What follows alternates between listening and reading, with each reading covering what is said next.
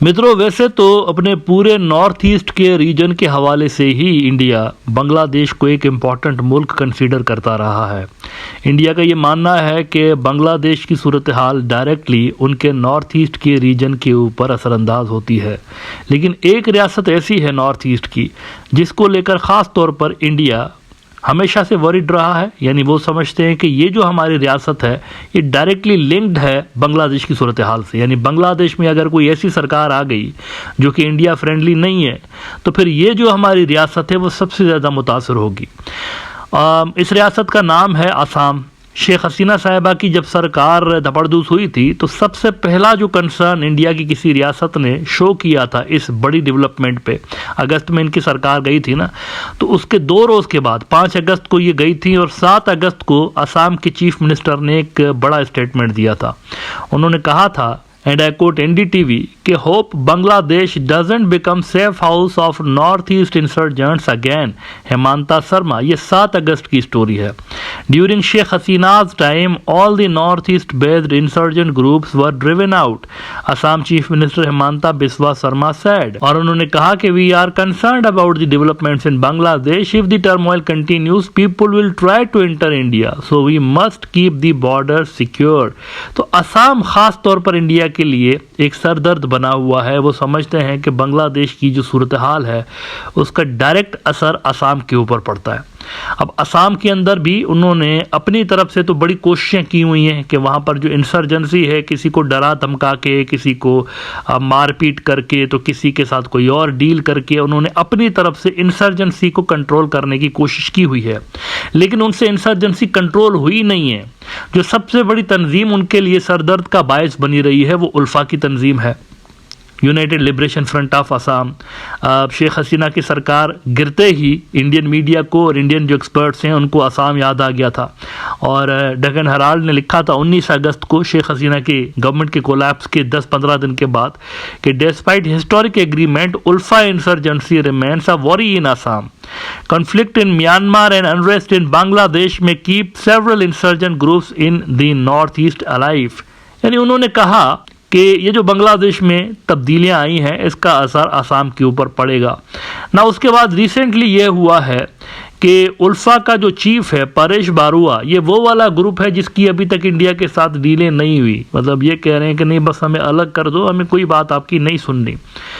तो इनके ऊपर अभी हाल ही में कुछ रोज़ पहले 2 नए केसेस इंडिया की जो नेशनल इन्वेस्टिगेटिव एजेंसी है उन्होंने फाइल कर दिए हैं, बुक कर दिया है इनको 2 नए केसेस के अंदर। इंडियन एक्सप्रेस ने कहा कि NIA files 2 fresh cases against ULFA I chief Paresh Barua, others for planting bombs at 19 places in Assam on I-Day. The FIR has been registered after the Union Home Ministry directed the NIA on September 13 to take over the probe from the Assam Police. India का जो I-Day था उस पर कोई 19 जगहों पे इस तंजीम ने बॉम्ब प्लांट किए थे। इनका मकसद वहाँ पर बॉम्ब फोड़ना नहीं था, अपनी जो प्रेजेंस थी उसको महसूस कराना था।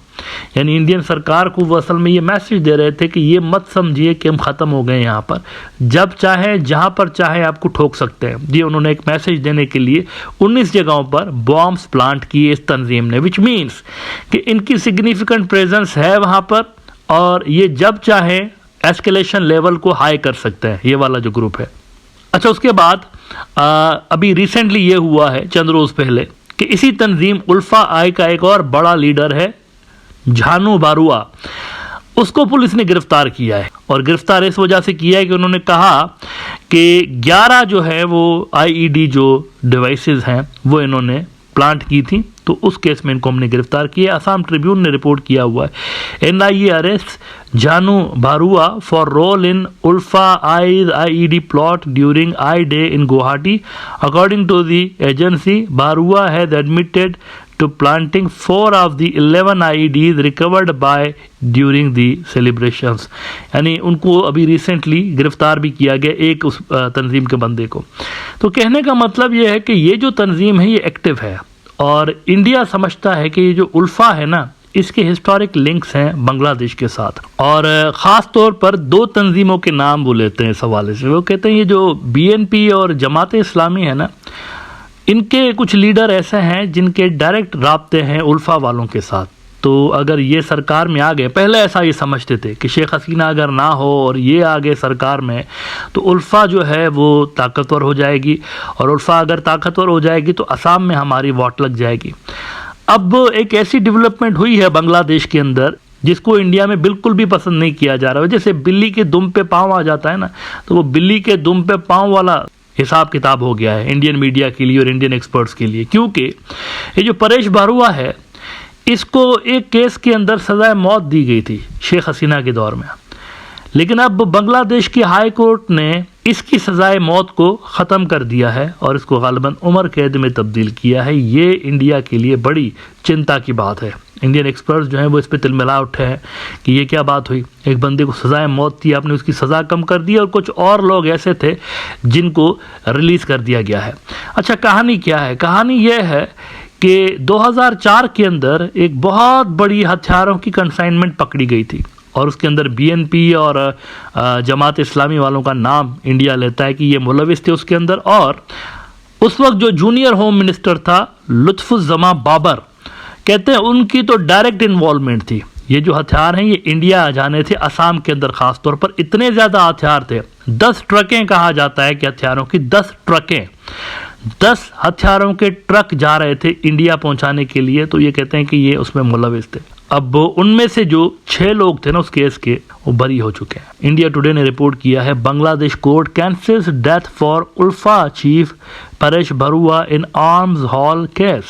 A Bangladesh court has acquitted 6 people including a former minister and reduced the death sentence of Ulfa chief Paresh Barua in connection with the sensational 2004 arms haul case. 10 truckloads of arms and ammunition meant for anti-India terrorists were seized in Chittagong. The huge consignment of weapons was seized during the regime of the BNP and Jamaat-e-Islami in Bangladesh in 2004. There was evidence of the involvement of Lutfuzzama Babar, then Junior Minister for Home Affairs, in the smuggling of arms to anti-India forces. Babar served in the Khalida Zia government as Minister of State for Home from 2001 to 2006 as a member of the BNP. और आगे वो कहते हैं कि the acquittal of Babar and 5 others and the reduction of the death sentence for Barua comes even as a caretaker government under Muhammad Yunus has taken charge in Dhaka after Hasina's exit.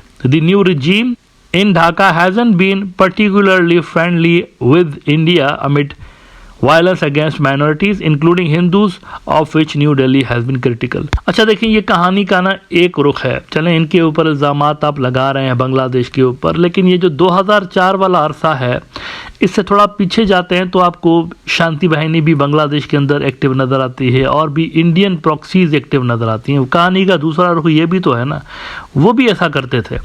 अब मुझे नहीं पता कि यहाँ पर BNP का या जमात इस्लामी की इन्वॉल्वमेंट थी या नहीं थी, मैं ये नहीं कह रहा हूँ, इंडिया ऐसा इल्ज़ाम लगाता है। लेकिन ये बात तो सर्टन है, और शांति बाहिनी के दहशतगर्द जो टेररिस्ट थे शांति बाहिनी के, वो खुद कन्फेस भी कर चुके थे कि हमारे पीछे इंडिया है, वो हमें सहूलतकारी करता था। तो यहाँ पर इंडिया भी कोई दूध का दूल्हा नहीं था। उनकी जानिब से भी ये जो CST की इंसर्जेंसी थी उसको हवा दी जा रही थी उन दिनों के अंदर। बहरहाल तो ये 20 साल पुराना केस था जिसका फैसला आया है। कम सबूत होने की बुनियाद पे बांग्लादेश की अदालत ने फैसला किया है कि इन मुल्ज़मान को बरी कर दिया जाता है।